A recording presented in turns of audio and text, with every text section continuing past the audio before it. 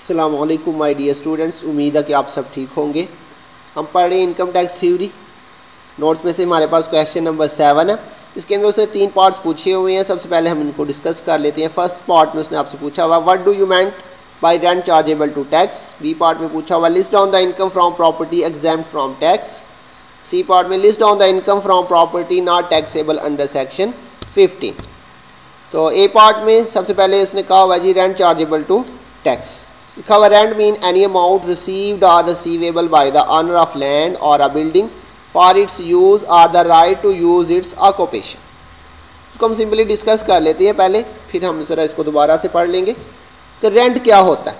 आपकी ज़मीन है, आपकी बिल्डिंग है, आपने किसी को यूज़ करने के लिए दे दिया या उसको आपने राइट दे दिया यूज़ करने के लिए। ये दोनों का एक ही मतलब है, use are the right to use its occupation. मतलब आपने अपनी प्रॉपर्टी किसी को यूज़ करने के लिए दे दी है, उसके बदले वो आपको कोई अमाउंट पे करता है। रिसीव्ड और रिसीवेबल, आपको अमाउंट रिसीव हो चुकी है या रिसीव होने वाली है, तो वो जो अमाउंट है वो आपको जो रिसीव हो चुकी है या रिसीव होने वाली है उसको हम रेंट कहेंगे। ये बिल्कुल सिंपल था। इसके अलावा उसने कहा जी it is the second source of income. हमारे पास टोटल 5 हेड्स ऑफ इनकम है। Income from salary, property, business, capital gain और अदर सोर्सेज। तो ये 5 हेड्स ऑफ इनकम में से हमारे पास सेकंड हेड है प्रॉपर्टी। रेंट रिसीव्ड और receivable from property chargeable to tax under the head income from property section 15। तो इसको जो हम हेडिंग देंगे रेंट को वो हम देंगे इनकम फ्रॉम प्रॉपर्टी और इसका सेक्शन 15 है। The scope of word property is very wide, but the ordinance has used it as a term for limited purpose. Property में कह रहा है कि बहुत सारी चीज़ें आ जाती हैं जैसे कि land, building, plant, machinery, furniture, motor vehicle, ये सारा कुछ प्रॉपर्टी में शामिल है।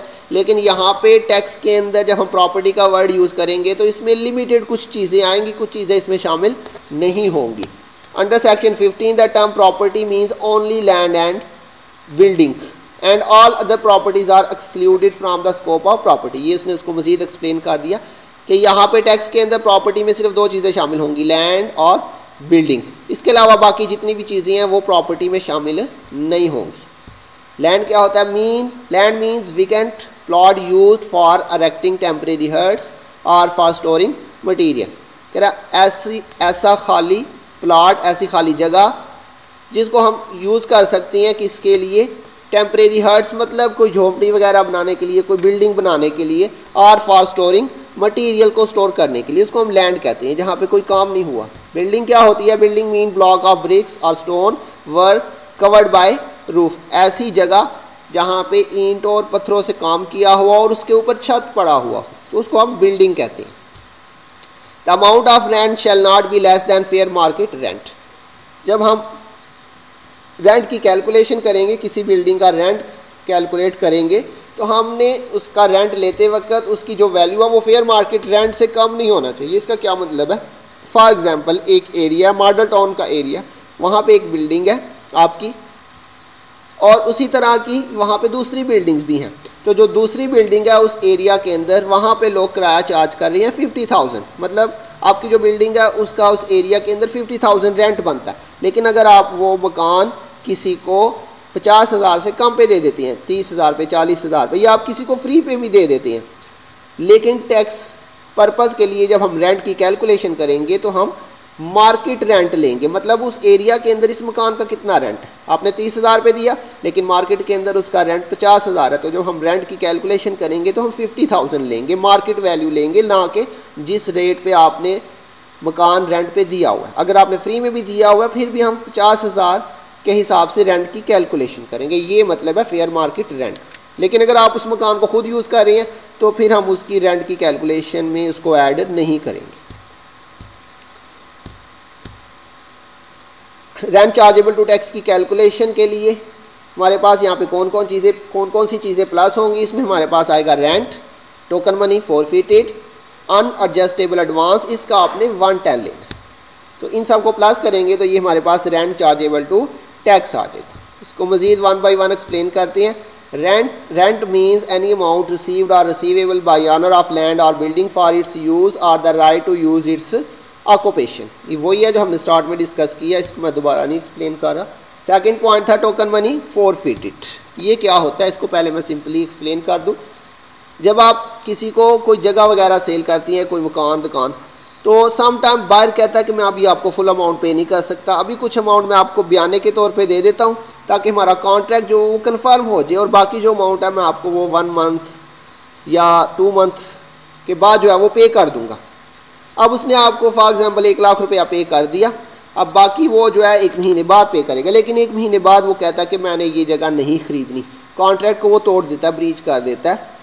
तो उस सूरत में जो उसने आपको 1 लाख बयाना दिया होगा वो अब आप उसको वापस नहीं करेंगे क्योंकि उसने कॉन्ट्रैक्ट तोड़ दिया।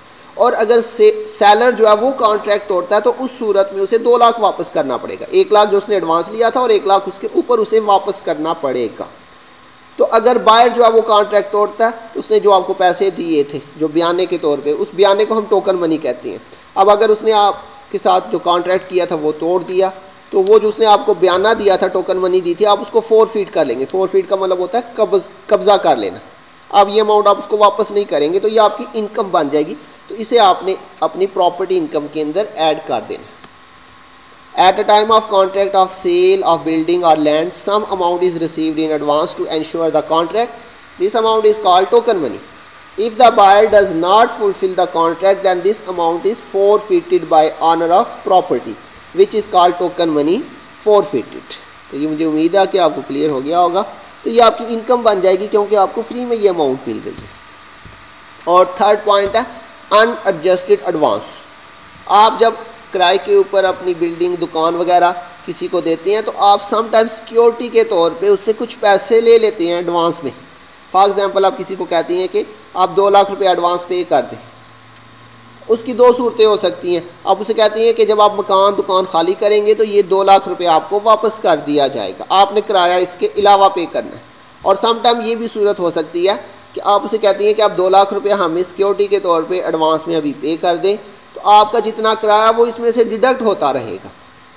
तो जब ये आपका 2 लाख एडवांस ख़त्म हो जाएगा, डिडक्शन इसमें से कंप्लीट हो जाएगी, उसके बाद फिर आपने किराया देना शुरू कर देना है। तो उस सूरत में जब वो मकान दुकान खाली करेगा देन आप वो अमाउंट उसे वापस नहीं करेंगे क्योंकि उसमें से ऑलरेडी किराया डिडक्ट हो चुका हुआ है। तो ये 2 सूरतें हो सकती हैं। अगर तो अनएडजस्टेड एडवांस है, मतलब उस एडवांस में से कोई डिडक्शन नहीं हो रही रेंट की, तो उस सूरत में आपने उस अमाउंट का 1/10 लेके आपने उसे प्रॉपर्टी इनकम में प्लस कर देना। अगर वो एडजस्टेड है तो देन हम उसको प्लस नहीं करेंगे।